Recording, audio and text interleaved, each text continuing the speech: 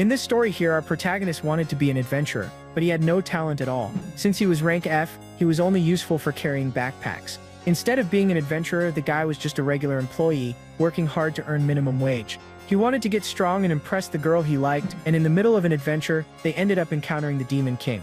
So that everyone could escape safely, he decided to sacrifice himself. But this act of courage caught the attention of the Demon King, who decided to make a deal with him. Since the demons in that dungeon also wanted to explore other towers, they gave our protagonist the power to summon them. The story begins with an attack on an S-rank dragon inside a dungeon. This was our protagonist's group, composed of several powerful members, and also his beloved waifu Saki. Saki, that girl right there, she's amazing, and it's easy to see why he likes her so much. The girl ends up calling for Yuki, which is our protagonist's name, and even tells him that he should stay safe. And the boy agrees. Everyone was fighting the dragon while he just watched, carrying the backpacks. One of the warriors strikes the creature, and Saki realizes it's the perfect chance to finish the monster. She was the most powerful member of the group, and with that she unleashed an attack called Luminous Slash. The creature was cut into pieces and fell defeated to the ground. Our protagonist blushed, thinking about how amazing she was. The dungeons appeared in this world, and humans with powers started conquering these towers to earn money, but they also represented a great risk, so they needed to be cleared.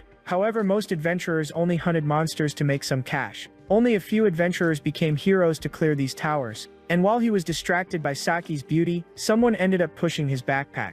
It was one of the group members telling that pack mule to hurry up and hand over the potion. The poor boy kept getting humiliated, even apologized and quickly grabbed the item. That blonde four-eyed guy kept saying that, unlike Yuki, they were the ones risking their lives, and that just because he was friends with Saki didn't mean he would get special treatment in the group. Since he was a low-ranked adventurer, all he could do was help by carrying those backpacks. Another guy told them to stop with that useless talk, as this was an S-rank dungeon, no place for jokes. The two idiots apologized, but he also warned our protagonist to stay alert and do his job properly if he wanted to remain in the group. Admiring that warrior, our hero agreed. While exploring the dungeon, our hero said he was slowly gaining experience as an adventurer. He was very excited watching those high-level heroes fight monsters, and even felt sad because he was so weak, but he promised that he would become powerful and fight alongside Saki someday. At that moment, the beauty passed by his side and told him to keep his eyes sharp, especially since she didn't want to lose anyone else from her family. Yuki understood very well how she felt, because he also didn't want to go through that again. 2 years earlier, a dungeon had appeared in the city where they grew up. The orphanage where they had lived caught fire. They learned about it from the TV news, and they had only survived because they had already left the orphanage some time before. All the children they had grown up with ended up losing their lives. Saki had grown up with Yuki since they were little because they were both orphans, and he was even afraid that she might see him only as a brother. I don't know if in that case she could really see him as a brother, but we're rooting for you, kid. Don't give up. Now everyone he had considered his family was dead, and that was because of the dungeon that appeared in that city, destroying everything. Motivated, he said that was why he wanted to become strong, to prevent tragedies like that. At that moment we saw that he was being watched by a strange monster holding a chess piece, and the demon said he had found his final piece. And we saw that the last piece was Yuki himself. The boy turned around, feeling that something was watching them. And at that moment that one-eyed little monster cast a spell. It was a magic circle beneath his feet. That warrior warned everyone that it was a teleportation spell and that the demon was welcoming our protagonist. At that moment all of them were teleported. That arrogant guy started asking where they had ended up. The man told our protagonist to prepare the return item, and she noticed there was a red stain on the floor, and that stain started to bubble, catching everyone's attention. At that instant a demon butler appeared, welcoming them all. Our hero was already trembling with fear. They thought that butler was the Demon King, but he said no, he wasn't. Without thinking twice, Saki charged at that demon, and the others followed her, using their magic. They needed to act fast, imagining that if they took too long that demon could call for reinforcements. Saki jumped over the butler and used the Luminous Slash technique, but it had no effect on him, and the guy even said that young people nowadays were too hasty. Without realizing it, he had already summoned all his allies. That warrior was thrown far away, and an elf demon started laughing, saying that humans were so funny and even looked among them to see which one was the chosen one. The beast charged at that proud warrior and kicked him straight in the face. The guy flew away, and the blonde four-eyed one was shaking in fear when he noticed another demon behind him. And to end the fun, a crimson magic circle began to form. They were announcing the arrival of the Demon King. Saki was extremely worried, thinking that would be the end for all of them.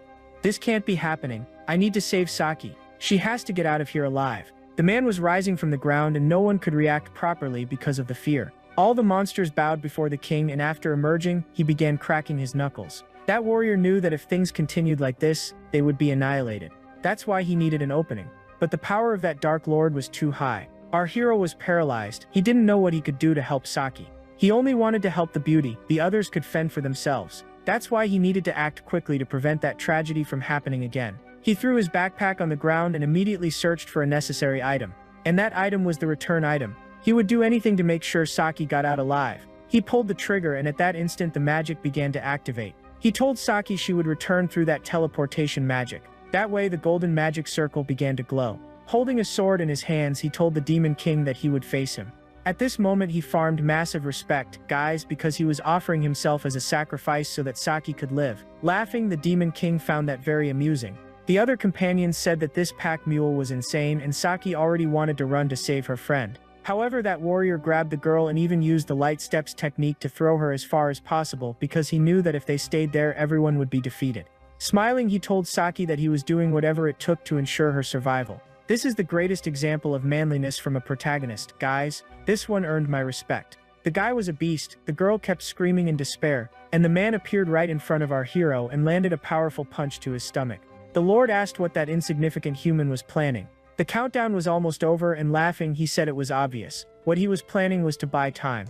And he even told the Lord that he was figuring out a way to defeat him. She couldn't believe she was going to lose her best friend and those monsters kept looking at him with disdain.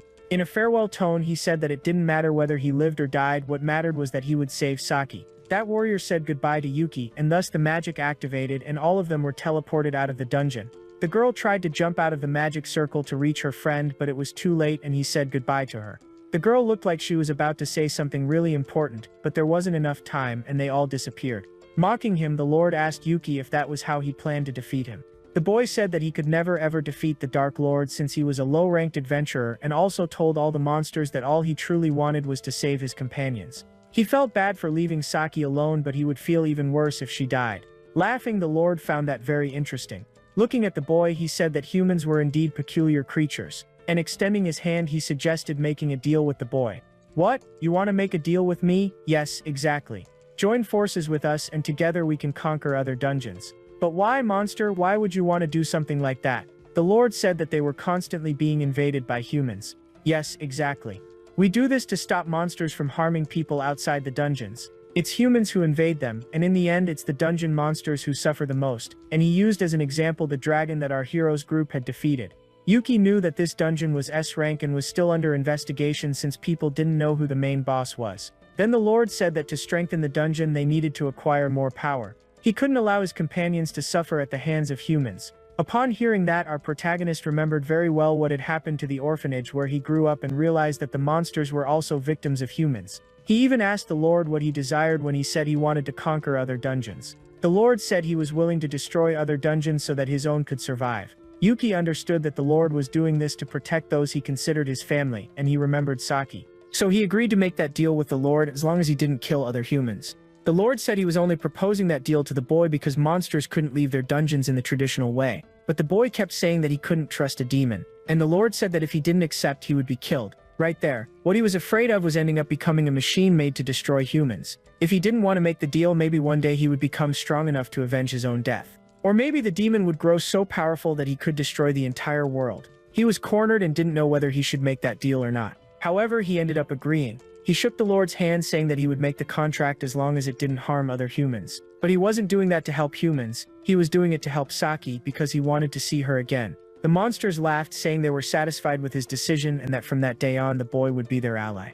A bit embarrassed, Yuki asked if he was really the right person to make that kind of contract since he was so weak and didn't even have a rank. Gripping his hand even tighter, the Lord said that was exactly why he had been chosen. After all, he had received the Monster Tamer spell and that could only be given to someone who had no rank at all. Now that he had gained that power, he could summon any demon belonging to that dungeon. And he could do it anywhere, guys. That's why this power was so broken. But he told himself that he wouldn't let those monsters take control of him. He would be the one to control the monsters. Meanwhile, the Lord was thinking the same thing. He only wanted to use and take advantage of our protagonist. That's because the only way for them to go to other dungeons was by being summoned by a human. For that to work, they had to find a human who had no rank and then make a contract with him. There were several ways to make a contract with a monster. One was by defeating it, or maybe by reaching an understanding, which was what had happened. But there was also a third way. Smiling, the Lord said that the last way was through magical force and ended up sealing the contract with our hero using his own mana. Yuki didn't understand anything, and meanwhile a mark began to appear on his hand. He was surprised by it, and the Lord said that from now on he could see everything Yuki was seeing. He realized that the demons had done that to check whether he was planning to betray them. Therefore, from that moment on, he couldn't count on anyone's help. He would have to handle everything alone, otherwise the demons would find out. After snapping his fingers, the Lord began casting a spell. He was going to send the boy back to the surface, and Yuki started shouting, saying that he wasn't ready to perform summons because he barely had any mana. But the Lord said the boy shouldn't worry about that, because he just needed to enter a dungeon and use the summoning spell. But wait, I don't even have enough mana to summon someone as powerful as you. And before he knew it, he was already outside that dungeon, with Saki completely desperate, wanting to go back inside to rescue him. The poor girl was crying in despair, and at that moment she saw that he was safe and sound, so she ran and gave him a hug. This protagonist is a lucky guy. Guys, you'll see. The other warriors were wondering how he managed to escape alive. The scene shifted to the next day. He went to the public administration building. The secretary asked if he had conquered the dungeon by himself. That was very suspicious, since he was just a very weak F-rank adventurer. To tell the truth, most adventurers below rank F only search for treasure. That's why it would be very difficult for our hero to convince others that he was going into dungeons to clear them of monsters. The woman also explained that all discovered dungeons were currently under strict restrictions from the Adventurers Guild. She then showed him an illustration so he could understand. There was a pyramid-like structure as a chart showing the ranking of various adventurers. He would only be able to raise his rank level if he managed to clear some weaker dungeons. But at the same time, he was so weak that he couldn't get a license to enter those dungeons alone. In other words, clearing a dungeon completely was so difficult that most people went in groups. He tried to convince the woman that he wasn't after money but after increasing his rank. The woman said she understood and began searching for something on the computer. She had found an F-rank dungeon called Silent Labyrinth. It was a place where beginners went to train. A guild employee was opening the gates so that he could enter. He even said jokingly that he could conquer that dungeon if he wanted to. There was even a safety button there, because if he suffered a brutal attack he could press it. At that moment he heard the Lord's voice asking what he was doing in that abandoned dungeon. He's speaking directly into my mind. The Lord said that he could communicate with Yuki. And worst of all, that ability would always stay active, completely removing our hero's privacy. Then he explained that those abandoned dungeons were actually dungeons that adventurers weren't entering anymore, but that didn't mean they didn't have monsters. That's why he should use that abandoned dungeon to train his demon summoning. The Lord calmly said that since it was an abandoned dungeon, that meant the monsters were reproducing peacefully. But on the other hand, that was bad, because there would be so many monsters that there wouldn't be enough mana for them, and the tower would eventually collapse. While walking through the corridors holding the map, Yuki said he hadn't found any monsters. Even though it was an F-rank dungeon, that wasn't normal. It's this empty. At that moment, the ground began to shake and he heard someone shouting, telling him to get out of there. Then the boy saw a couple running from a green slime. He didn't understand anything and even asked what was happening. The Lord explained to our protagonist that the slime was trying to devour the humans and that those two adventurers had probably invaded the tower to hunt for treasures. Pointing toward the exit, Yuki said they should run that way. And so they started running desperately, trying to escape from the monster. However, the girl ended up being caught, and shockingly she began being absorbed into the monster. The girl started screaming for her boyfriend to help her. Our hero noticed that the boy was weak, so he asked the Lord if by summoning him he could save the girl. But the Lord refused to do it. Yet the situation was critical because she was drowning in the slime. And without thinking twice, the boy jumped right in. I'm telling you, this guy is crazy and loves throwing himself into danger. Laughing, the Lord said that this boy was very interesting and that he already expected it, since he was very empathetic. He always tried to save people. The boy swam until he found the girl. That was the kind of man Yuki was. He always put himself in danger to save others. At that moment he decided to use his summoning power. A crimson magic circle appeared and a hand came out of it. Standing there was the Dark Lord himself. And upon sensing that powerful magic, the slime immediately began to retreat. However, our protagonist had very little mana, and just by summoning the Lord he started coughing up blood.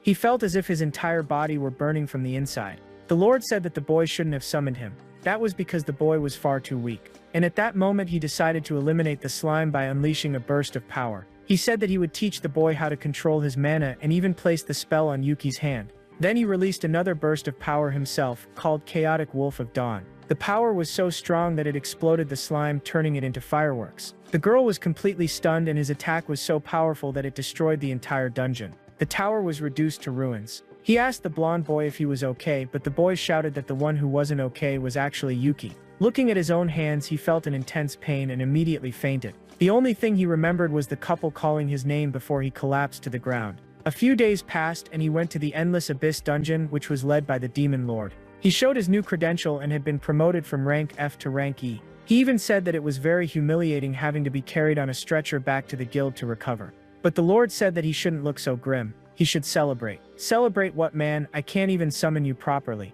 I almost died just from that. In truth, he was feeling terrible because he thought he would become powerful, but he hadn't become powerful at all. The Lord said he was impressed by Yuki's courage. While walking down the stairs, he said he approved of the boy's bravery, and it was exactly that kind of strength he admired in humans, especially in our hero. He accepted the glass of wine and pointed toward his monsters. The Lord said he would need to train to increase his mana and become stronger. Next time he should summon Elvina, that undead maid, since she wasn't as powerful as the Lord. With a slightly awkward smile, he said it was a pleasure to meet her and felt embarrassed because that maid was quite cute. This guy here is shameless. The girl said she hoped it would be love at first sight and even joked that her heart was beating faster. But it was a joke because she didn't have a heart since she was undead. The atmosphere got a bit awkward because her joke wasn't funny at all. The boy even asked the Lord if she was right in the head, and the Lord said yes, that there was nothing wrong with her. Explaining, Elvina said that she was undead and that she really liked funny things. But she said that with a bored expression, guys. Then the girl explained that to be able to summon the Lord, he needed to level up. Only then would he be able to summon stronger monsters. She ended up taking him to an underground part of the tower and showed the boy how to use his own fists to defeat monsters. She kept calling Yuki master, and he even felt a little embarrassed. While circling around the boy, she gave several explanations about what he needed to do to perform better in battles. He looked at her and smiled because there had been a girl just like her at the orphanage. He really liked those children and treated them as if they were his siblings. Except for Saki, he didn't treat her like a sister. That guy is shameless, seriously. I'm telling you. Sighing. He even said that this maid, Elvina, reminded him a lot of the children from the orphanage. At that instant, several system windows started beeping in his head, saying that he had leveled up. And the maid joked, saying, why is he upset about leveling up? And even asked if that was something only living people did. A little later, he asked if he could summon her for longer since she wasn't as strong as the Lord. She said yes, but he didn't have enough mana to summon more than 2 monsters at once. He even remembered that he had enough mana to at least pull the Lord's finger through the portal and make him cast magic. So of course that would already be a big help, right? But the maid said that he didn't need to worry about summoning the Lord because he could summon her. She was a very cute and also powerful girl. He laughed, saying that she was promoting herself too much, and even admitted that she was indeed very cute, which made the girl blush. I need to get stronger so I can summon even more powerful monsters, otherwise I'll never be able to fight on equal terms with Saki. At that moment they went to the boss room of that dungeon. She said that this dungeon was quite weak, much weaker than her own dungeon. So they could defeat that boss, and after punching that huge door, a big explosion burst through the hole. She saw the dungeon boss and even said that he really didn't look that strong. At that instant the knight stood up and Elvina charged at him, saying she would show Yuki how to defeat a villain. But right then, our hero realized something very dangerous was about to happen. He recognized that flame, so he shouted Elvina's name and threw his sword. The boy's blade clashed with the monster's blade, and that was enough for her to dodge the attack, though a small flame grazed her cheek. At that moment she backed away and Yuki asked if she was okay. The girl then asked when he had realized that fire was of the holy element. He had already fought other monsters with that power before and knew that undead had a weakness to it. Besides, Saki also possessed the power of the holy element. Elvina even made a little heart shape with her hands, thanking him for helping her. But still, could he really fall for an undead girl? I don't know about that one. At that moment that knight struck the ground with his sword. A circle of sacred fire surrounded them. The girl said that those flames were actually quite scary to her. He knew that if he summoned the Lord he could easily defeat that creature. But he didn't want to do that. They would have to defeat the monster, just the two of them. She said that her master was truly amazing and worthy of the title Monster Tamer. And with a serious look, he said that he trusted her power. Laughing, she said she couldn't let him down. Taking a fighting stance, she said she would fight alongside her master. The boy knew it would be difficult to defeat that monster with their current strength. However, the maid had a secret card up her sleeve. He warned the girl that he had been thinking a lot about that monster, and to defeat that creature he needed to use a new technique he had obtained. So he activated in the system window the technique called Evil Eye. Now he could see certain hidden information about the creatures. The maid asked what Yuki was doing and he only told her to be careful. That was because the monster had launched a burst of magical fire that was heading toward them. But our boy was clever and pulled the maid away. It seemed that the monster's attributes were quite dangerous. And analyzing more deeply, he said that the worst part was that it had a power, or rather an element, that was advantageous against her. The girl thanked him for saving her and even said that he was only stating the obvious. At that moment the monster launched another burst of fire and she began dodging those attacks, then jumped toward the creature. She said that if she fought alongside Yuki she could focus only on finding the weak point. She struck the creature's chest with a punch but caused no damage. Using the Evil Eye technique he kept searching for the monster's weak spot. The girl said it would be very difficult, but he had just realized that there was actually a fire-type monster inside the armor. Yes, that's exactly it. Did you just notice that now? It seemed he had taken a while to realize it, but he said that inside that armor the fire controlling it couldn't properly see attacks coming from the sides. Adjusting her stance, the maid said she understood everything and that she would try to attack from the flanks. But the monster wasn't giving them time to think. It charged at them again. He was managing to predict the monster's attacks and shouted for the maid to jump to the right. Then he told her to duck and then jump to the left. That eye of his could predict every movement. Next he told her to strike the monster's head. And that's exactly what she tried to do. However, the monster counterattacked, forcing the girl to retreat. She even said it was a bit unreliable for him to keep calling out her moves. At that moment he shouted again, telling her to move to the right. However, the creature tried to strike him and the girl had to save him by catching him in her arms. She told him to worry about his own safety first and the boy apologized. Blushing, she told her master to use her power to use her ability.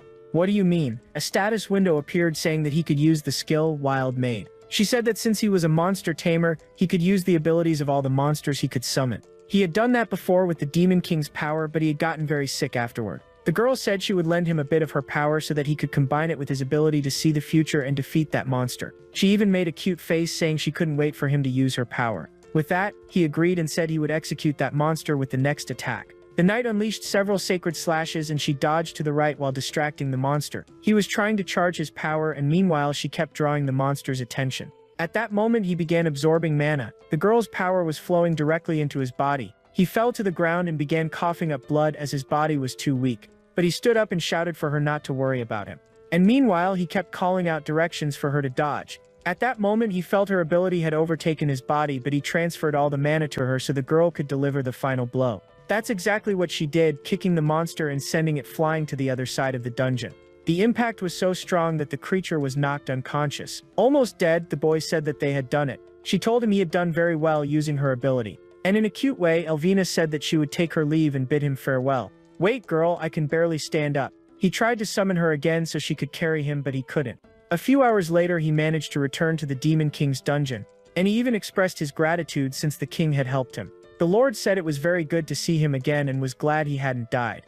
Our hero asked where Elvina was and the Lord said that the boy wouldn't be able to talk to her for a long time. That was because she had died and he led the boy to the cemetery. The Lord also told him to say his goodbyes, and when he went there the girl was lying lifeless in a coffin. The Lord even asked why Yuki found it so strange and if humans didn't mourn their loved ones this way. Surprised, he said it wasn't that, he just hadn't expected her to die. Then the Lord explained that her ability had drained all her mana and that she had done it to save his life. At that moment he realized that she had given her own life so that he could survive. Exactly what he had done for Saki. He rested his arms on the coffin and began to cry, shouting that he had never told her to give her life so he could live. But the Lord told him not to grieve because he was doing something noble, saving a tower from humans. And he also said that the boy's worth was great, that she had believed in his potential and importance, and that the responsibility for losing a member fell on his shoulders as the king. But Yuki said that the king was wrong.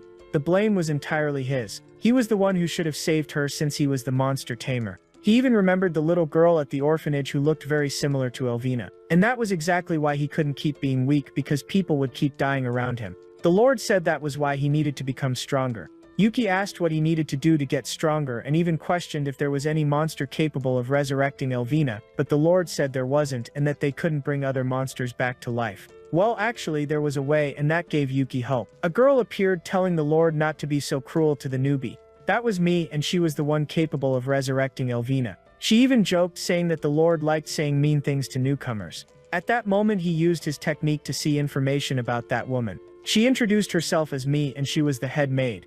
The boy saw that she had a skill called Resurrection Method. Laughing, she asked if he would like to know more about that technique of hers. Shouting loudly, he asked if she could really bring Elvina back to life. He believed it because her ability was shown in his magic eye. Giggling, she said yes, and that ability of his to see other people's powers was quite interesting. However, the system window showed that her resurrection skill had some restrictions. The Lord told me to explain everything to the boy.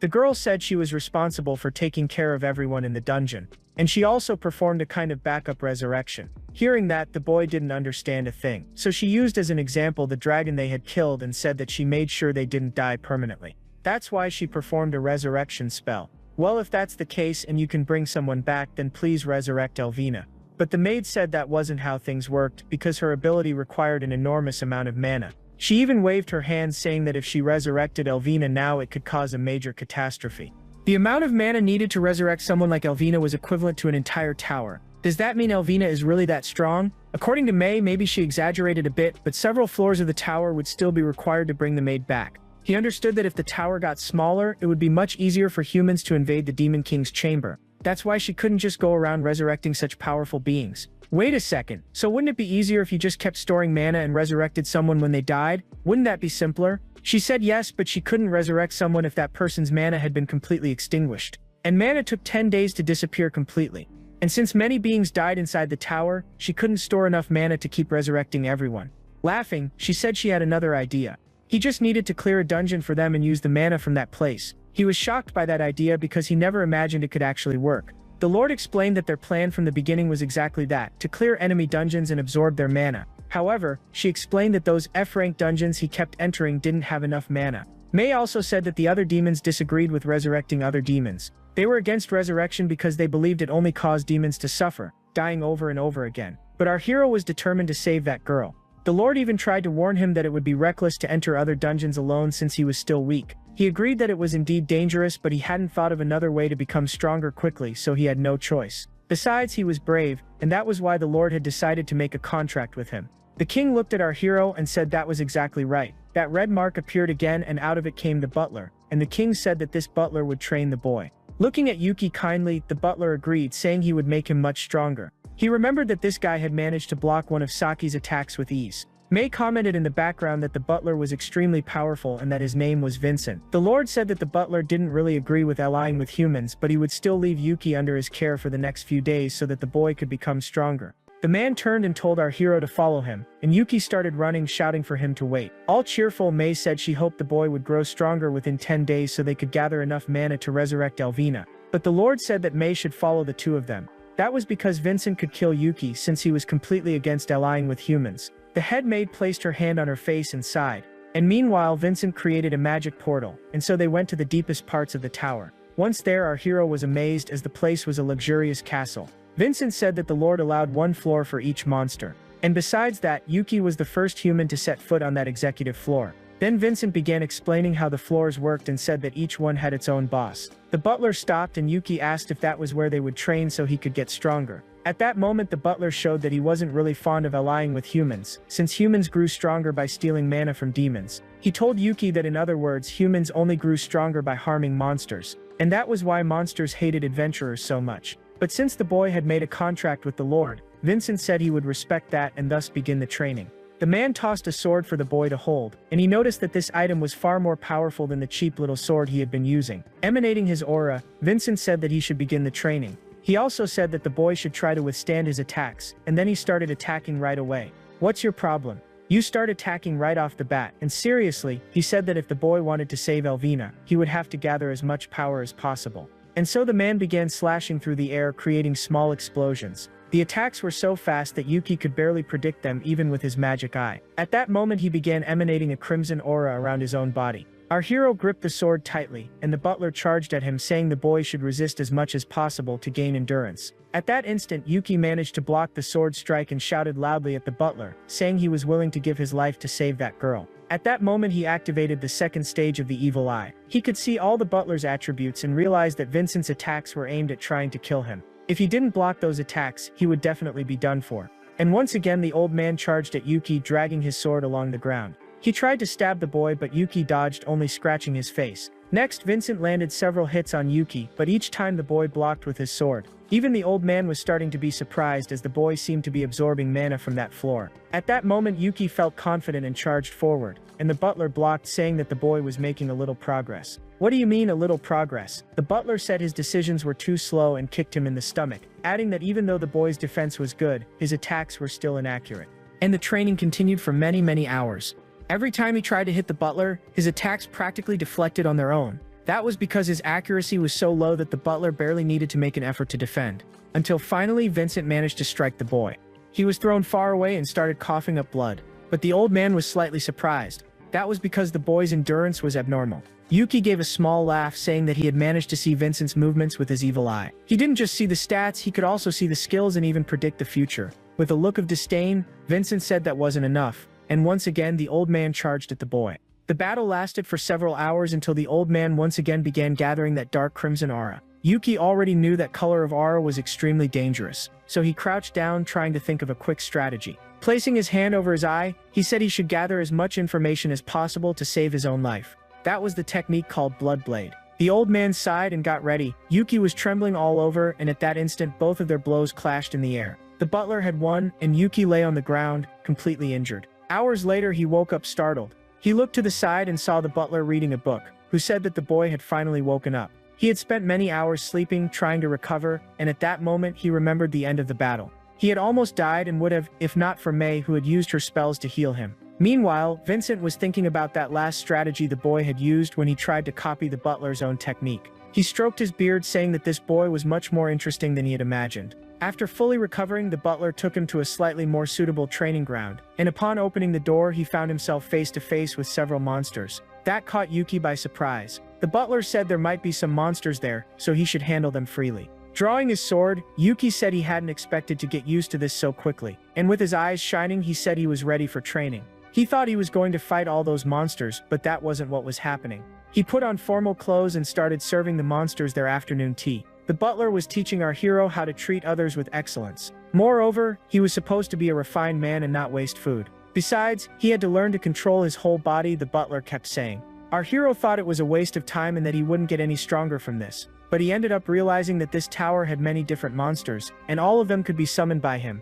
Guys, since he trusted Vincent, he said he would learn every technique the butler used. And he noticed that the man was indeed very elegant. He even tried doing it with several trays, but in the end, he dropped them all. Of course, Vincent didn't like that one bit, and there was our hero, crying. He could even use his eye to copy the butler's techniques, but he didn't have enough skill to execute them. After 2 days he had made a small amount of progress. The other butlers mocked the rookie, and even said they wanted to see if he was really that strong, since he had impressed the demon lord. Right? A bit embarrassed, our hero said he wasn't strong at all, and the big guy came charging at him, saying that if he wasn't strong he'd make sure to train him himself. But Yuki could see the monster's punch coming and dodged, then immediately counterattacked. The boy's punch was precise and sent the monster flying backward. By the 4th day he was being a bit more respected. He saw a giant lizard shivering from the cold and realized it thanks to his eye, which could read the monster's status. So he quickly grabbed a blanket and covered the female lizard. And she fell head over heels for him, seeing him as a handsome hero. After that he started earning the trust of the other monsters. Little by little he began to understand why Vincent had put him through that kind of training. And he only realized it because he trusted the butler. 6 days had passed and a cute bat appeared. He used the techniques he had learned to serve the monster, but in reality that bat wanted to suck our hero's blood and he was so weak that he fainted. He couldn't resist the little bat's bite. On the 7th day he was doing much better and even asked Vincent how he was performing in this training. While sipping a cup of tea, the butler said that he wasn't that bad. The boy was a bit disappointed because he thought the training would be only sword combat, not working as a waiter. But in the end he understood that this was meant to help him control his mana inside the tower. After a week of that training, Vincent said that now it was time for the final test. They would fight a battle, and Vincent immediately activated his Blood Blade technique. Yuki knew that technique was extremely dangerous. Meanwhile, the butler wondered how the boy would try to copy his technique this time, since last time he had managed to imitate it but didn't have enough mana to sustain that magic. Before starting, he said that if the boy failed to defend himself, he would die. Meanwhile, Yuki was sweating cold knowing that this butler was going all out in the training. He could see that this technique was called Blood Blade, a deadly one. But while holding the sword, he could see every detail of the technique, so he ended up cutting his own hand, saying that he knew what he had to do. He couldn't perfectly copy that technique, because he didn't have enough mana to summon blood. That's why he cut his own hand. And at that moment he managed to block the butler's attack. Everything seemed to be going well, but his sword ended up being sliced in half, and he was struck by Vincent's blade. The butler said that was very disappointing since they had spent an entire week training. While the red liquid dripped, he grew angry, saying that he still hadn't managed to save Elvina, and that he wouldn't lose. The boy placed his hand on that red puddle and used an even stronger technique. That was the red flower blade. Not even the butler knew where he had learned that technique. As he advanced, several other blades flew toward the butler. Even with a broken sword, he clashed against the old man's blade. And realizing the boy had made progress, he said it was very impressive. However, he had overexerted himself and slowly fainted, having reached his limit. He collapsed into the old man's arms, and then Yuki's phone fell to the ground. He was leaving his phone behind as the butler dragged him to the infirmary. And on the phone screen was a message from Saki saying that they had found a dungeon he had requested. The girl was a bit worried about Yuki since he had seemed a little distant lately. Yeah, girl, he just wants to train to get stronger so he can fight by your side.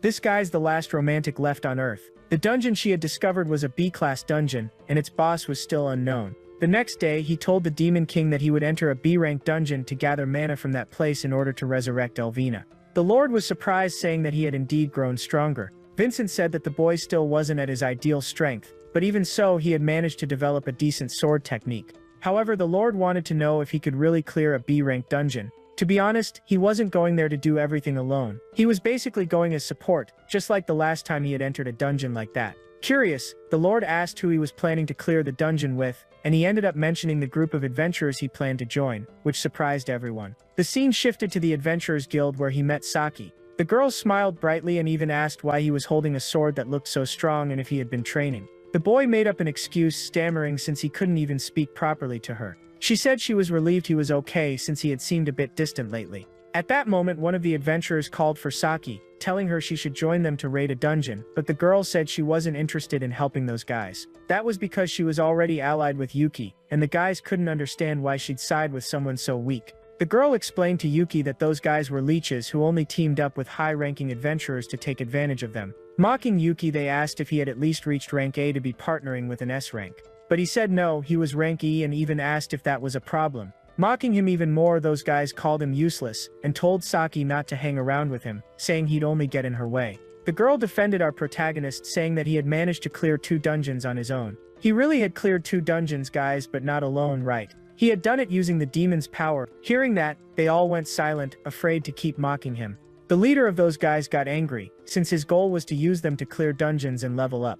But since that boy was a solo clearer, he didn't want to look bad in front of him. He kept insisting with the girl, but she said she wasn't going to repeat herself. And since the guys were so persistent, they all ended up going together, and Saki began going over the plan. That dungeon was B-class, so they had to be careful. Dungeons were ranked according to the final boss that lived inside. Since it was a B-rank dungeon, our hero said that the final boss shouldn't be that powerful, but some dungeons were ranked higher due to the difficulty of finding the secret chamber. And the higher a tower's rank, the more floors it had. Saki began explaining several things that our hero had absolutely no idea about. She also said that some towers were so hard to find the boss room and that they ended up being ranked S. Our hero said that they had been searching for the boss room for hours and hours. And she sighed, saying yes, that it might really be hard to find. At that moment, a giant worm appeared and one of the guys screamed, saying the monster had almost eaten his arm. He then slashed the creature in half with his sword and started showing off to Saki, saying he had defeated it all by himself. A bit annoyed, she wondered why those idiotic guys kept bothering her. Next, the man went up to our protagonist, calling him useless, and saying that even so, he kept getting Saki's attention. But right then, a giant stone golem appeared behind him. And not just one, there were several of them. Saki and Yuki charged at the monsters together, and using their sword techniques, they managed to defeat the stone creatures. The technique she had used was the luminous slash. That idiot was stunned, saying they were so fast he couldn't even see their attack. She told those guys they didn't need to fight. All they had to do was help investigate the dungeon. Our hero apologized, saying he wished he had synchronized his strike with hers. And when she looked at the rocks, they were cut in a perfectly straight line. That left the girl a little impressed, saying that he had managed to make a cut almost as precise as hers. He said yes and told her he had been training sword attacks. At that moment, she began to admire Yuki, since he was only rank E but could perform strikes similar to hers, an S-rank adventurer. And she even blushed, saying that he was doing really well. All excited, she ran over to tell him that he had saved her. That girl was in love. I don't know, huh? Even so, this dungeon seemed very different from the others. Meanwhile, those embarrassed guys were dying of envy since the boy was getting all of Saki's attention. One of them said that he was going to find the boss room and prove his worth. Even so, after 10 hours, only the 2 of them had managed to defeat monsters and find secret passages. It had been almost a full day wandering through the tower and they still hadn't found the boss room. But our boy felt that there was something wrong with that wall. However, the guy said that this E-rank didn't know anything because he was too weak. He even told the boy to stop pretending to know stuff since he didn't understand anything. He kicked the wall, trying to intimidate Yuki, and said it was impossible to dig through it because dungeon walls were made of mana and would regenerate. With his eyes glowing, Yuki said that this wall wasn't what they thought it was. The crazy guy didn't understand a thing.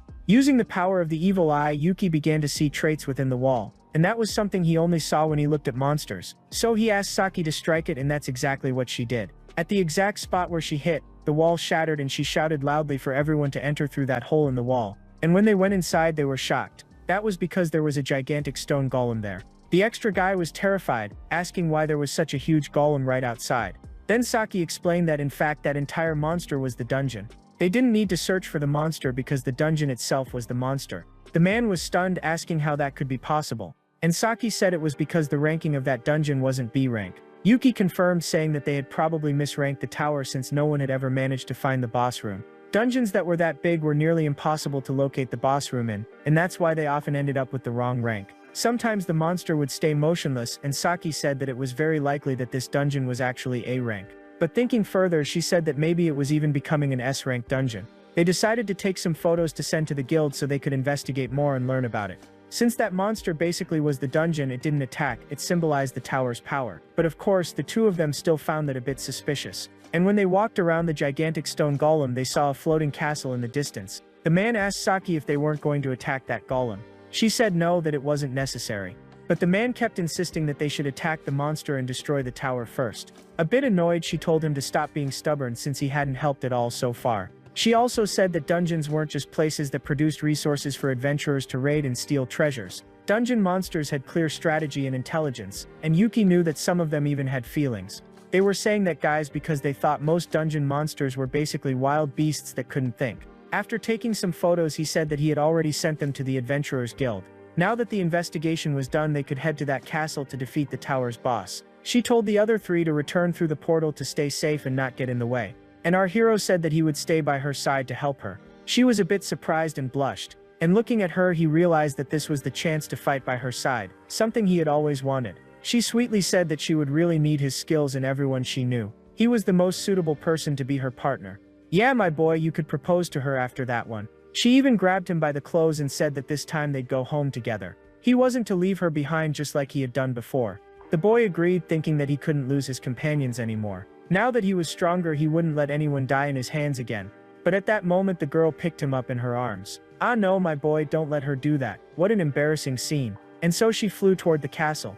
The other adventurer burned with jealousy and said there was no way he'd return to the guild empty-handed. He looked at the ground and saw a valuable mineral. Meanwhile, Saki said that they would take the shortest route. They quickly reached the castle, and upon entering, they realized the place was full of valuable minerals. They hadn't imagined there would be that kind of treasure inside. And when they looked deeper into the room, they saw a monster smiling. That was the tower's boss, an emerald golem. She kept saying that she was the most beautiful demon queen of all. Saki noticed several petrified adventurers and asked if the queen had stored their mana. The woman said yes, and that all of it was to maintain her beauty. She prepared to strike, and our hero realized that attack would be fatal. But she was incredibly fast and immediately appeared right in front of him. At that moment, he used the ability Magic Melody and manipulated sound waves to dodge the attacks. The queen's strikes were extremely precise, and he couldn't afford to falter. But compared to Vincent, she wasn't even that strong, he said. When he struck his sword against the golem's arm, she laughed, saying that his attack felt like that of a child. But that strike was only to create an opening, as right behind him, Saki was preparing to hit the queen. She used the blade slash technique, which caused a small crack to appear in the queen's stone arm. But she was so resistant that Saki said they would have to land many blows to defeat her. Yuki noticed that her endurance was comparable to that of an S-rank monster. And after a few attacks from Saki, the woman said she was starting to feel a slight pain. However, Saki grew worried, realizing that this golem's regeneration was incredibly fast. So she told Yuki not to lose composure or lower his guard. Next, they advanced again, and with a laugh, the queen said she had found a way to defeat those adventurers. Preparing her strike, she said she had discovered the weak point of both of them. Through the evil eye technique, Yuki saw that she was using an enormous amount of mana, and even Saki was surprised by it. The stone golem had captured those three men and crystallized them to drain their mana. Those guys were so greedy they had been holding the dungeon's treasures just moments before. Saki hadn't expected that the queen would do such a thing and knew that if their mana were completely drained, they would die. If those guys had gone back, they wouldn't be getting in the way now. The boy told Saki to go save those men, saying she could trust him, he would defeat the golem queen himself. The girl smiled and said she trusted him completely, and so she went after those guys to rescue them. Laughing, the queen said she would never lose to such a weak adventurer and asked where he got all that confidence from. However, he wasn't alone. He had many allies by his side. A bright light began to shine and he teased the queen, telling her to say her last words. The guy was fired up now. Startled, she asked where he had gathered so much mana. From that point on, he began to use his monster tamer power. He had copied that technique from Vincent and was going to use it to defeat the queen. After striking, he managed to cut off the queen's arm, but she regenerated and said she had already figured out his technique. She shouted that no matter how many times she was cut, she would continue to regenerate. Then, reshaping her arm, she said she wanted to see if he could block her next attack. But he managed to defend himself and did it easily. Yet, according to the queen, all of that was just a trap. But Yuki said that he had done it on purpose too, to make her get closer. The queen asked what the hell he meant by that, and he then struck her from close range, slicing the golem in half. The shards began to fall to the ground as he used the monster tamer technique to harness the powers of the creatures he could summon. Now without arms, she shouted that she would never forgive that pathetic human. But our boy said he still wasn't done. Driven by rage, the queen began to release all the mana she had stored. And then she revealed a new transformation, declaring that she was the hardest and most beautiful golem of them all. Finally, she said that once she defeated Yuki, she would add him to her collection of adventurers. He hadn't expected her to have a transformation. When the queen tried to hit him, he jumped back. She mocked him, saying he now looked like a little lamb. To irritate the golem, he said that she had become really ugly. And of course, she didn't like that at all. Amid the flurry of attacks, he thought that he needed to come up with a strategy to defeat her once and for all. So he decided to use that blood blade technique again. He cut his own hand, blood splattering everywhere. That technique was very powerful but also dangerous to use. The queen realized that the power he was using wasn't that of an adventurer but that of monsters. The boy took a deep breath, and several crimson blades flew toward the golem. She screamed loudly, unable to dodge in time, and was struck by all the blades. Because of that power, he ended up completely exhausted. The cost of that technique was very high, but he finally managed to defeat her. The woman was left with only her head still screaming.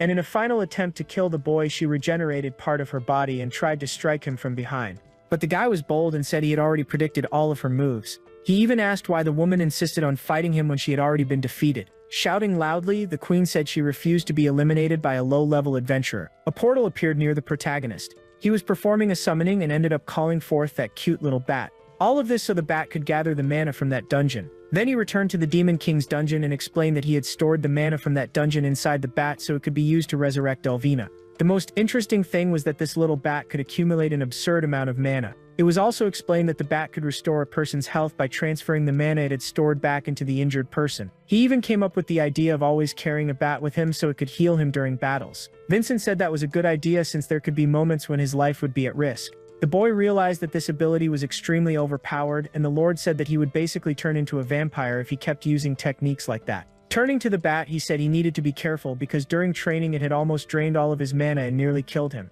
Then the scene went back to hours earlier, showing how he finally managed to defeat the Golem Queen. Before being eliminated, she revealed her real name. It was Karate, and he introduced himself as Yuki, the monster tamer. And with that, he unleashed an attack that split her in half, preventing the queen from regenerating again. The guy was impressive. He was now even managing to defeat S-rank monsters. And that was because he was just a simple human who had made a contract with the Dark Lord. After defeating the queen, he could use all the mana from that tower. Once he defeated the queen, he released the bat from its summoning, and after using so much mana, he started to stumble. But the one who caught him was none other than the lovely Elvina. She saw that he had managed to defeat that golem alone and even asked how he had suddenly become so strong, to which he gave some random excuse. News of this achievement began to spread throughout Korea. The news said that only 2 adventurers had managed to clear an S-rank dungeon that had been misclassified, and the person who had done almost everything alone was about to be interviewed in front of everyone. People started going crazy wanting to know who had done it. Our hero couldn't take the credit, and the journalists said they knew that girl. She was an S-rank adventurer, so it was to be expected. The one who appeared before everyone was Saki, taking credit for our hero's achievement. People started calling her the White Flash heroine, and she gained international fame. In front of everyone, she began to give her speech, but honestly she didn't understand why Yuki didn't want to take the credit, since he was the one who had defeated the stone golem. Hours earlier, he had told her to take the credit, saying that he was embarrassed to speak in public. He even ran off, leaving her to deal with the press. He had made up an excuse saying he needed to take care of something very important, and she became curious about what it was. She even wondered if he was going out with another girl. No girl, relax, he was completely in love with you. He ran back to the dungeon and immediately asked Vincent if Elvina's resurrection had worked. May said he had arrived at the perfect time, and the butler told him not to look at the scene because the mana would burn his eyes. May was holding a lock and told Elvina that her time of rest had come to an end. She even began to recite a spell. At that moment, the Underworld's blessing ability was activated. Elvina opened her eyes and our hero went to her asking if she was okay. She was still an undead, even after being resurrected. With calm eyes, she asked why the young master was there and even thought that he had died too and that they had met in heaven. But May explained that the girl had been resurrected thanks to the master's efforts. He knelt down and said he was very happy that she was okay. With a serious expression, she asked if he was making some kind of zombie joke. And Vincent broke the mood, saying it was time for the two of them to get to work. My God, you're going to make them work as butlers again? But Vincent said it wasn't that. And May was already there holding his outfit. After changing clothes, our dear Yuki looked stylish. Wait, what's with this outfit? Upon opening the door, the butler said he was to play the role of the king. In that room there were several monsters, all eager to meet the new master, the monster tamer. Wait, what's going on? The Lord said that the dungeon he had cleared had so much mana that they all benefited from it. Thanks to our hero's achievements, May managed to resurrect more monsters, and all of them were happily thanking Yuki. They gathered to celebrate, saying that Master Yuki was a man worthy of respect. They wanted to hear Yuki's story, but Elvina ended up dragging him away. Thanks to my efforts, all these monsters were revived. Then he remembered what the Lord had explained, that he didn't resurrect monsters before simply because they didn't have enough mana. Back in the present, the Lord was thanking the boy, saying that as a monster tamer he should accept the demon's gratitude. He hadn't done it to save those creatures he didn't even know, but that was fine, he had done everything just to save Elvina. Still, since he ended up reviving all the other monsters too, he was happy as they didn't seem to be evil beings. He even remembered the time he lived at the orphanage with the children who loved him. At that moment, he realized that demons weren't as bad as adventurers claimed, at least not all of them. The wolf asked if this master was really Vincent's disciple, and our hero said no, he had only trained with that butler. The old man said that the boy still needed many other lessons before becoming a warrior worthy of respect. And the Lord told Vincent to stop pretending that he didn't like the boy. Come on, Lord, you stop pretending too, I know you like him a lot. The Lord admitted that at first, they only wanted to use Yuki, but in the end it was Yuki who ended up using them, and through him they achieved far more than they ever expected. Raising his glass, the Lord said that's the kind of man Yuki was. Because of his courage, they could rely on him for many other things. The scene shifted back to Saki, who was answering questions from some journalists. One guy was asking about Yuki, saying he was the real one who defeated the dungeon boss. He even questioned why she was hiding the fact that he was the true hero. Then that man found one of the adventurers who had gone into the dungeon with our protagonist, Yuki. He was beating the poor guy, and all the fool could say was that he didn't really know this Yuki, the mysterious man. Adjusting his glasses, the stranger said that the man he was questioning was a complete idiot. But at least he learned that the name of that monster-taming adventurer was Yuki. He had already looked into the boy and knew he was just a low-ranked adventurer.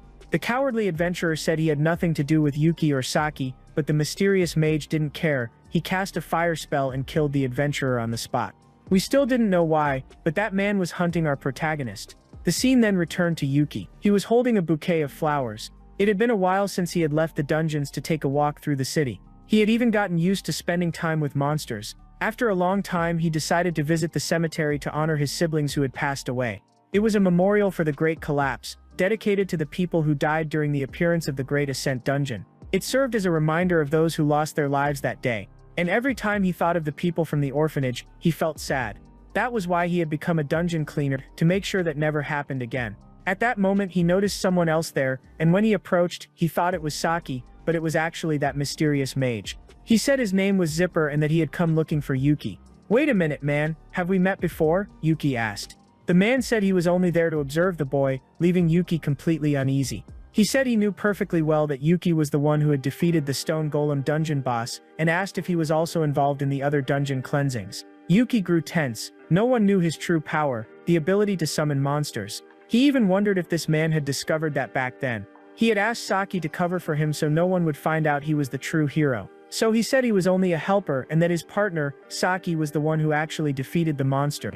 But the mysterious mage said that was a lie because he knew Yuki was the one who had beaten the boss. He also revealed that he knew the White Flash, the girl our hero liked, had been taking care of the other golems. In other words, Yuki, you can use magic capable of defeating A-rank or higher monsters. Trying to convince him otherwise, Yuki said he was weak and had only helped his friend. But the mage said that conquering dungeons wasn't some ordinary job, it took people with extraordinary courage to do it. In an aggressive tone, he said that if Yuki wanted to make money, he should buy weapons from him. Only then will you become strong enough to clear even more dungeons. Wait, so you just want to sell me weapons? That was exactly it. Zipper said that no matter how skilled Yuki was, he would still need powerful weapons. Stretching out his hand, he said that he himself was the powerful weapon our hero needed, and that if they joined forces they could conquer the world. Approaching the protagonist, he asked if he would agree to team up with him. Our hero thanked him for the offer and said that he wouldn't accept because his goal wasn't to make money, just clearing dungeons was enough for him. Spreading his arms, the man said there was no other choice. If Yuki wouldn't agree willingly, he would make him agree by force. He said he would convince the boy to join him, and Yuki was already terrified. Wait, Is this guy really going to use magic outside the dungeons? In a swift motion, Sipper summoned a flaming hammer. The flowers around them burned, and Yuki shouted that using magic in the city was forbidden. Seems like you dodged my fire hammer, huh? Well, that makes fighting you even more fun. Stop it, man. This is a cemetery. Are you insane? Adjusting his glasses, Zipper said that using magic on the surface was illegal, but refusing his offer was an even greater sin. Then he immediately cast a stone prison spell. Yuki couldn't do anything and was immobilized. Mocking him, Sipper said that Yuki might be strong against monsters, but against humans he was completely useless. In a humiliating move, he covered Yuki's mouth and used an ice spell to freeze his face. Laughing, Sipper said that Yuki's ability must only be useful inside dungeons, then slammed his head into the ground. He was trying to provoke Yuki into accepting his offer. "Ah, my boy, sorry to say, but that wasn't going to work." The man kept mocking him, telling him to ask for help from the guild or from more skilled high-rank adventurers. It was deeply humiliating for Yuki. Then the man stepped off him and said he would give him some time to think about his answer. The Lord sensed that someone was trying to steal one of his pieces. How dare this foolish human challenge me? The piece in question was our protagonist who had to return to the dungeon to recover. Yuki used the excuse that he didn't have a sword to fight that guy. But since he was a low-ranked adventurer, he wasn't allowed to carry swords around town anyway, and even if he could, he would have probably still lost. The Lord told Yuki that since he was a monster tamer, he should use his monster's abilities whenever he needed to. At that moment, he summoned his beloved elf to help the boy. That elf's name was Machina, and she was an excellent mage. The boy asked if he was going to train in magic with her, and the Lord said yes, because sword techniques alone weren't enough to keep him safe. The mage wasn't very excited to train him, saying that he already had a master, that smelly old man. The boy said that training with Vincent had mostly been about serving food to other monsters, and we saw that she had a rivalry with the butler, saying she would be a much better master. She also claimed that even though she was young, she was a superior instructor. "Wait, how young?" he asked. She said she was only 200 years old. Quite young indeed. She said she would make him an even more powerful disciple, and that way she could have a child with him. She really was planning something with our hero, and he looked completely bored, saying he'd never do something like that. He was already rejecting girls, but that was because he was a man of honor, and his heart belonged only to Saki. She then took him to a library, and when they arrived he was amazed by the number of books. She told him that he would have to read all the books in that library. The boy nearly fell backward in despair, but she said she was just joking. At that moment she asked what the difference between abilities and magic was. He said he didn't know the answer but started thinking about it, since he had never really considered it before. She explained that abilities work like personal techniques. Meanwhile, magic is a universal technique that can be used by anyone. Then he remembered the ability he had acquired, the Evil Eye, which allowed him to see people's information. The elf also explained that there were unique abilities specific to each race, like the little bat's special skill. And finally, there were techniques that could be used by anyone but could also be evolved over time. In other words, these techniques could only be used if one had a strong enough body. And the same technique could manifest in different forms. She even gave an example: an egg could become a chick, or a fried omelet. He understood all her explanations and realized that not just anyone could copy abilities right away. Since his body wasn't that strong, he couldn't yet copy powerful skills. Completely smitten, she said she really liked his powers and that she would make his body tougher so he could store as much mana as possible. So, she first needed to explain a universal and absolute rule. Magic is produced through chance and also through poetry. The boy got all excited since he didn't know that. But then a question came up. Machina said there were people who couldn't use magic. And why does that happen? He thought it was because of mana, since some people have very little of it. And the elf said that was exactly right. It was simply very difficult for some people to recite magical chants and create spells. Besides that, there were people who couldn't recite full songs. She threw a book at the boy and said he should learn the entire song written in that book. But he remembered that the guy who trapped and humiliated him hadn't recited any chant at all. Then she pointed out the third rule, saying that not all spells needed to be fully sung. He started thinking about that and imagined there must be some kind of compensation that allowed people to skip the verbal part. All cheerful, the elf said he was exactly right. People could recite magical songs only in their minds. Some compensated by using magic circles or skipping parts of the chant.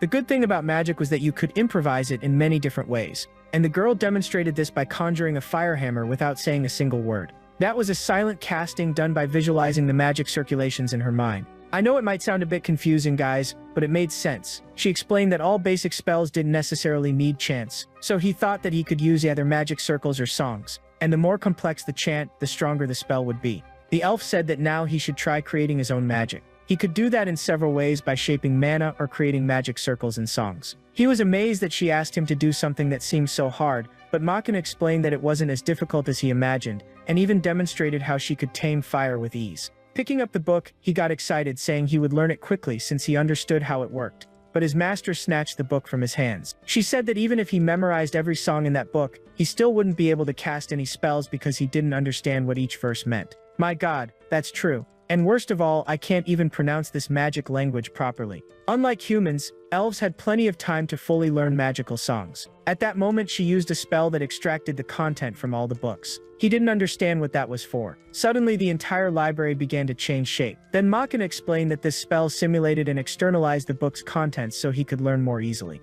For example, the spell in the book he was holding summoned a fire serpent, and she said that if he could defeat that serpent, he would basically learn the spell, and the guy already drew his sword. But then he was surprised, because she ordered him to read and complete all the main elemental basics. That spell of hers, which extracted other spells, was incredibly useful for helping people learn faster. And so the serpent charged straight at the boy. Laughing, he said it would be easy and sliced the serpent into pieces. The elf chuckled, saying he was doing well. Don't worry, my dear, we'll finish this quickly. 3 days passed and he had learned several different spells. He was fighting against a hawk and said that this wind power was amazing. The creature launched extremely powerful gusts of wind, and when he was blown away, the elf caught him with a magic hand. She teased him, saying he was one of the worst disciples she'd ever had. Even though he was technically learning those techniques, he couldn't actually use them. She said that while he had defeated several of her monsters, in the end he couldn't cast the spells he learned. Putting him down, she said there were too many elements for him to learn at once, which made things harder. But the boy defended himself, saying he could use one of the spells he had learned, and immediately summoned a stone arrow.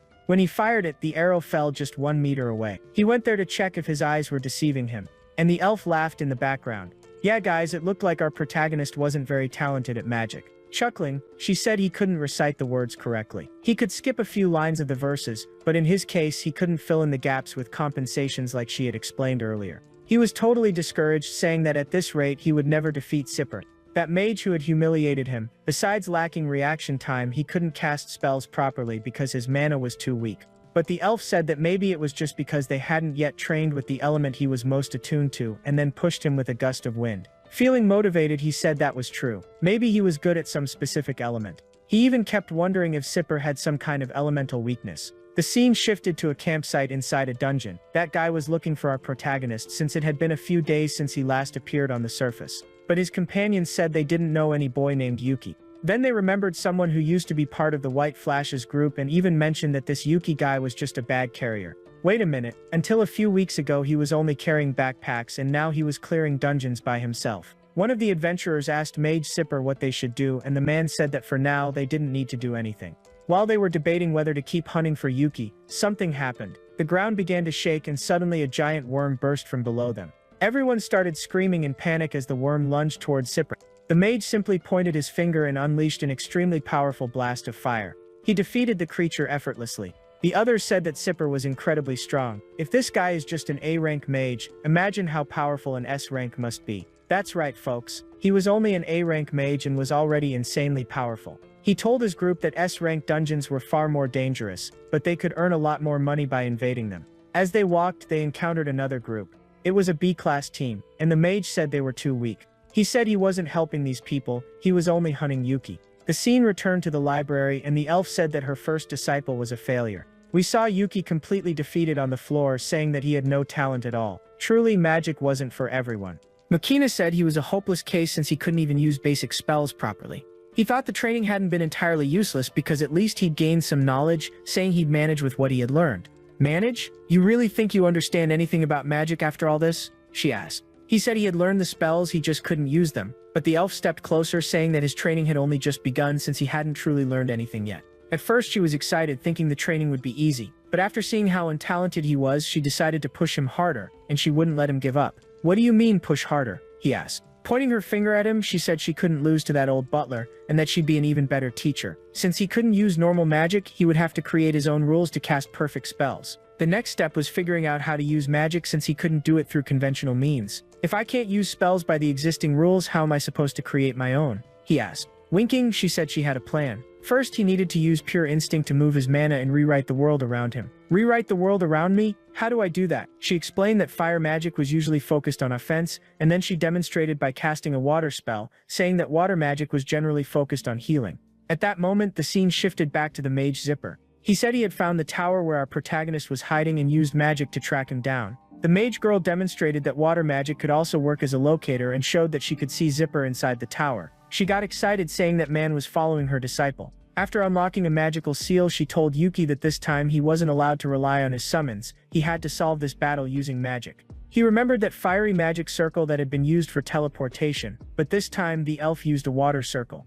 And so he was teleported to the upper floors of the dungeon. He couldn't believe his master had sent him to fight Mage Zipper. And when he realized it, that bastard was already behind him, taunting, "So kid, did you bring me an answer?" He was just about to say that his answer was no, but the guy didn't even let him finish and immediately attacked. Jumping backward, Yuki dodged the spell. Zipper said he hadn't waited for an answer because he already knew it would be a refusal. Then the mage tried to trap Yuki with a stone prison, but Yuki cut through all the rocks with his sword. Surprised, the cotton-headed mage said that this swordsman was truly impressive when it came to fighting inside dungeons. The ground turned to mud, and from it emerged arms that grabbed the boy. Wait, this guy can use all the elements? While restraining the protagonist, Zipper began casting a wind spell. It was an extremely powerful wind hammer, and it struck Yuki hard. The impact was so strong that he coughed up blood. That mage was so skilled that he could use practically every basic element. While lying on the ground, Yuki knew that if the battle came down to magical attacks, he would definitely lose. That's why he had to create a new spell. Zipper said that the boy shouldn't be looking at him with such an ugly face, but without thinking twice, our hero charged straight at the bastard. Stretching out his hands, Zipper created a stone barrier, but Yuki managed to slice through all of it with his blade. At that moment, he realized the man was closing in. The mage had his hand extended to attack at point-blank range and unleashed lightning spells. Thrown backward, our protagonist managed to stay on his feet, and the man didn't give him any time to rest, immediately summoning a stone spell. He knew he needed to become stronger, because he didn't want to lose his loved ones like he had in the past. So he advanced, blocking all the stones. Because of the attacks, the dungeon ceiling began to collapse, and massive boulders started falling onto Zipper, and the guy didn't even notice it. When he realized our hero had already used the distraction to escape, the boy was hiding behind a large rock. He couldn't understand how to create a new spell. At that moment, he heard Machina's voice speaking to him. The boy even looked around in confusion, asking where the elf was. Because of his monster tamer power, he could communicate with creatures through his mind, and she began giving him advice on how to rewrite mana and create a new spell. He should first let his emotions take control. Let emotions speak. The only thing he could think of when hearing that word was the children he had grown up with. The reason he wanted to become stronger was to protect the people he loved. And when he thought about Saki, the person he loved most in the world, his mana began to overflow. He placed his hand over his heart and felt it beating harder. The man shouted that he had found Yuki, but our hero extended his hand toward him. "What is it? Are you trying to cast a spell?" The man launched an extremely strong fire blast, and with glowing eyes, Yuki stopped the flames using his sword.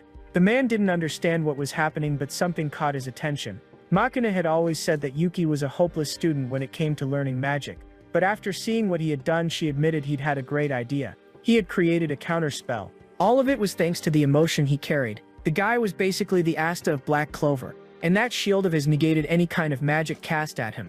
With the sword in hand, he said that he was going to finish off that bastard, but the man screamed that such magic was impossible. He wanted to test how long that shield could hold, and then he fired another lightning blast. And it worked, guys. He was managing to block all the magic. The man tested him with water spells, and again Yuki blocked them, but little by little, his shield began to crack. Yet no matter what element Zipper used, every spell was blocked. And of course that made him furious. Realizing things were getting interesting, the elf went there to see it with her own eyes. Normally, magic sends the user's intent into mana, rewriting the world. But in our hero's case, he did the opposite.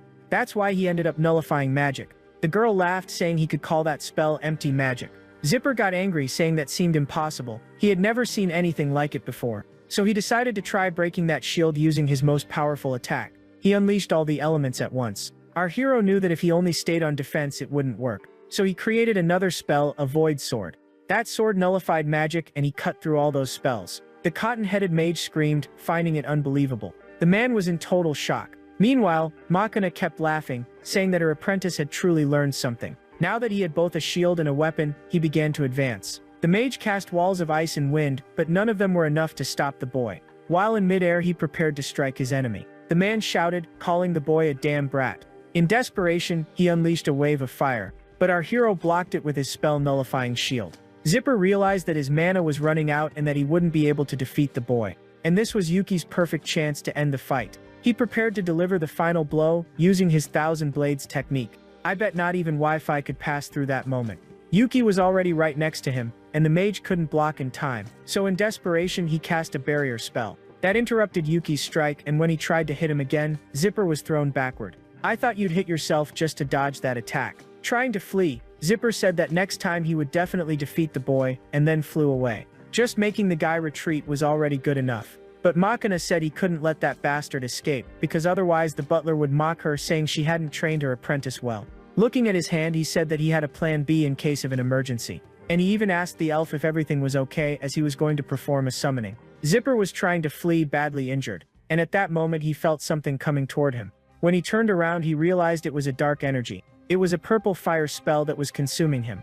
The man tried to run even faster, and Makina realized that the boy had used an abyss wave, and he did that through the summoning of Mei. The head maid began reciting a long incantation. He explained that since he couldn't learn abilities, he ended up teaching Mei the spell he wanted to use. And the best part was that this magic was universal, meaning anyone could use it. At that moment, Mei stretched out her hands and even joked, saying that Master Yuki was too rough with his maids. He said that since he was the monster tamer, they must do everything he ordered. And so, Mei unleashed that giant arrow. Screaming, Zipper realized there was no time to dodge, so he tried to form a sacred shield. But our hero fired an arrow, and that anti-magic arrow shattered the shield. All fired up, Yuki said that he had already warned Zipper. He wouldn't let that trash leave unpunished. And thus Mei's arrow struck the cotton-headed mage. The man started screaming as the energy drained all his mana. At the end of the battle, our hero collapsed on the ground, exhausted. He even thanked the good teacher he had. The public defense squad went to the entrance of that dungeon to conduct an investigation. They had received a report that Mage Zipper had invaded it, and the complaints also said that Yuki was his ally. Yuki had captured that mage, and after handcuffing him was taking the man outside. And when he passed through the portal, he was surprised by the public defense squad. The agents restrained our hero, saying that he was a criminal allied with an evil mafioso. But our hero realized he had fallen into a trap, or at least a misunderstanding. The squad leader froze Yuki's feet. She was Nanab, the squad leader, and a B-rank mage. But he tried to explain that it was all a misunderstanding. And when they saw he was carrying Zipper, they concluded that they really were allies. "Wait guys, we were just fighting. In fact, I'm the victim here. He attacked me." At that moment, the bastard used a fire spell against our hero. The government soldiers realized that the scoundrel was actually fighting against Yuki, but luckily he wasn't hit because he activated his defensive spell in time. The man realized he had woken up at the perfect time, just before being arrested. He even tried to escape, but the soldiers chased him. The defenders used magic to try to hold him back, yet Zipper kept running. Our hero tried to warn them that this mage Zipper was extremely dangerous. But one of the soldiers turned to him and told him to stay quiet since he was also a criminal. At that moment, Zipper shouted, "Thunder Cry," electrifying everyone around him. And to finish, he kicked one of the soldiers toward another who was standing farther back. And so, both soldiers ended up crashing into each other. One of the fighters got up and went to heal his injured comrades. But then he saw that their leader had been taken hostage. Holding Nana, he said that the other soldiers shouldn't come any closer. That distance wasn't safe for our hero to make an attack, and he kept saying that they should release him because he wasn't allied with that bastard mage. I knew this guy was trash, but not to the point of taking someone hostage. With a crazed look, he said that he would wipe out all the enemies in front of him. And our hero shouted for everyone to get out of there because a dangerous spell was coming. He even placed himself in front to serve as a human shield. But at that moment, a woman landed right in front of him and said in a charming tone that he didn't need to lay a hand on that criminal. At that moment, she activated her ocular technique. He knew that girl. She was an S-rank adventurer. Her name was Jink, and she was a holy knight from the reinforcement squad division. She used the technique Eccentric Dragon, and Zipper realized that if that spell hit him, he would die. So he dodged that blast. The girl's arrows were like a dragon's breath of lightning. He also knew that girl, Jink, and knew he was no match for her. So he used a chain spell to restrain her in hopes of escaping. She told Yuki it was necessary for him to use his spell that nullified other magics. He didn't know how she knew about that power, but he agreed to help. And with that, he cut through all those chains with his void sword. Zipper realized it would be too difficult to fight against both of them, so he cast a rain of arrows over the other soldiers. Jink saw that those attacks were heading toward her squad, and the man intensified his magic even further. They wondered when that guy would finally run out of energy. It seemed like he had infinite mana. To block all those spells, he created an even larger void shield. The girl laughed, saying that this magic-canceling shield was very interesting. Damn it, how does she know all my techniques? Could she have figured out that I also summon monsters? At that moment, she appeared behind Zipper and struck him with her blade.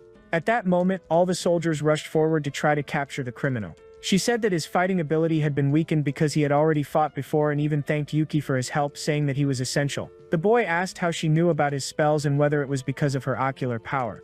The girl said that her power was very similar to the evil eye that our hero possessed, and that was exactly why she knew all his spells and also Zipper's magic. A soldier went to the captain to report about the wounded and then turned to our protagonist, asking what they should do with him. But the girl realized that the boy had been on their side and had fought against that mafioso. For now, the accusations against Yuki would be suspended, and he even said that he could help with any investigation. At that moment, the soldier opened a portal and said that the dungeon Yuki had been challenging was an S-rank one. Therefore, he would have to answer to the guild since what he did was technically a crime.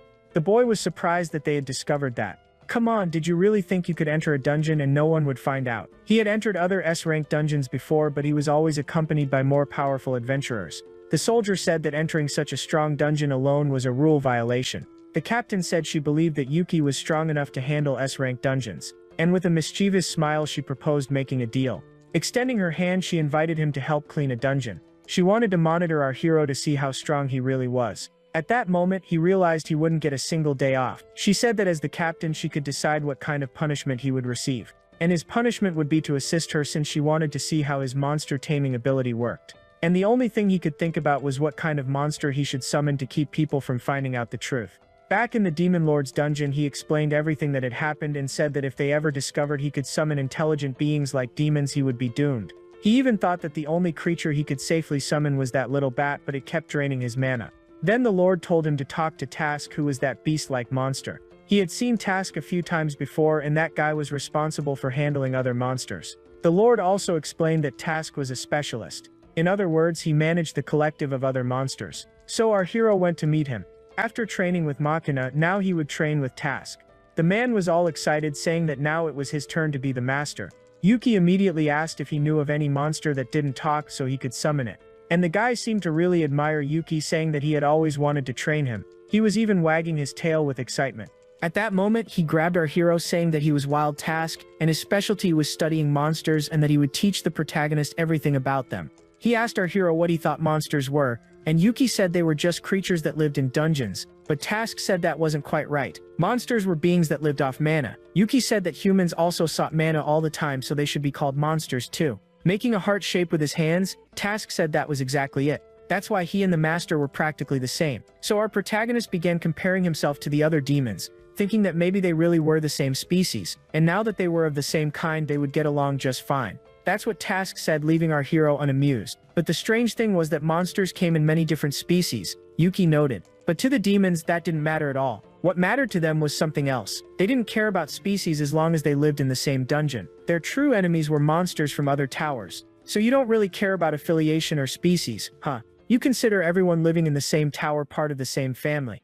Task gave our protagonist a big hug, saying that was exactly right. Okay man, stop being so clingy already. He said that all he wanted was a monster to summon, and Task told him to leave it to him. Then he presented the dragon they had defeated at the beginning, when they first entered that dungeon. And he said that the dragon's power was incredibly strong, but it seemed that the dragon still held a grudge against Yuki and even breathed fire at him. Task explained that it was because the dragon still held a bit of resentment, and drawing his sword, our hero said that the dragon could face him head-on because he was ready to fight. But at that moment the dragon turned away, saying it didn't want to fight him. Task explained that it was because the dragon saw Yuki as too weak and not even worth its attention. Seriously, am I so weak that I don't even deserve his attention? But Task gave our protagonist another hug, saying he shouldn't feel discouraged. That was because there was another monster, the Shadow Claw. When he saw that creature, our hero became completely excited. For that speechless monster to obey him when summoned, he would have to do one of two things: make a pact through negotiation or defeat it in battle. But the monster ran away, melting into the shadows. He was so weak that the monster fled, leaving him crying miserably.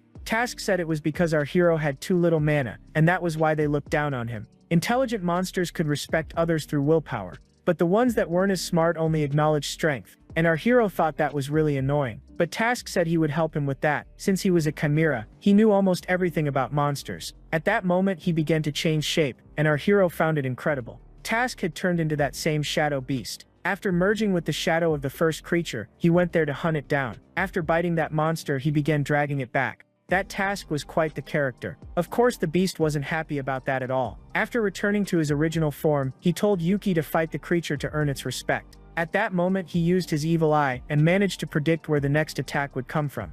That allowed him to block it with his sword. He even praised the creature, saying it was expected from monsters of that level in an S-rank dungeon. After getting ready, he said it wouldn't be easy to defeat the creature, and so he began battling these monsters to earn their respect. Task kept transforming into various other creatures to help our hero gain more abilities. He even defeated a giant crab, and finally Task brought a flying serpent. But our boy was already completely exhausted and collapsed on the ground. Out of energy he fainted, and Task just laughed. He even ended up summoning Alvina. She appeared asking about this sudden summoning, and when she looked down she saw that our protagonist had passed out. She even asked if he wanted to become a corpse too. He had summoned her so she could carry him back to Task's room. When they arrived, he asked how many times he had been defeated. Patting Yuki on the back, Task said not to focus on how many times he lost, but on how many monsters he had managed to defeat. He also asked a favor of our hero, to collect samples of monsters that belonged to other towers. If he could get samples of creatures he hadn't encountered before, Task could study them further.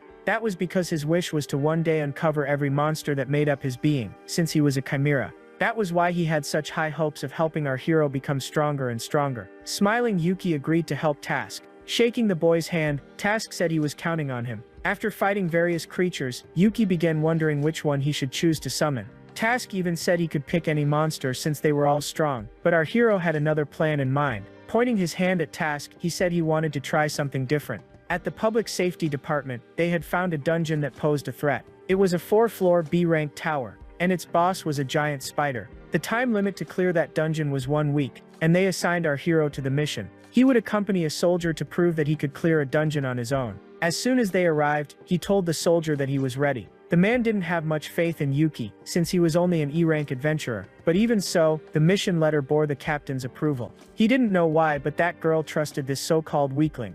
An hour later they were already at the end of the first floor. According to the instructions, they had to cross that swamp.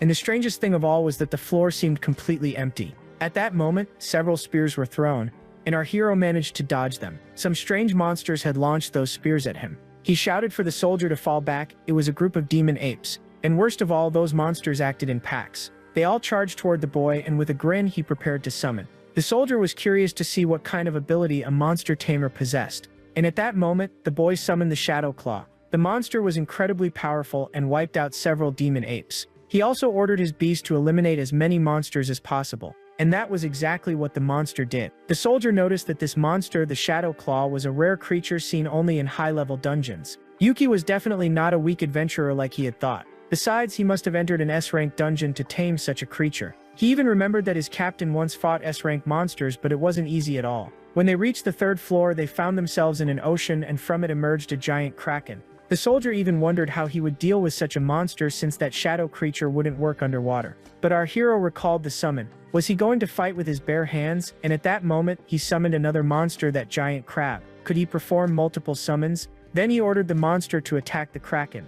The scene flashed back to the previous day when he had proposed his idea to Task. Since summoning consumed a lot of mana, he wanted to summon Task every time. But the guy would transform into those other creatures instead.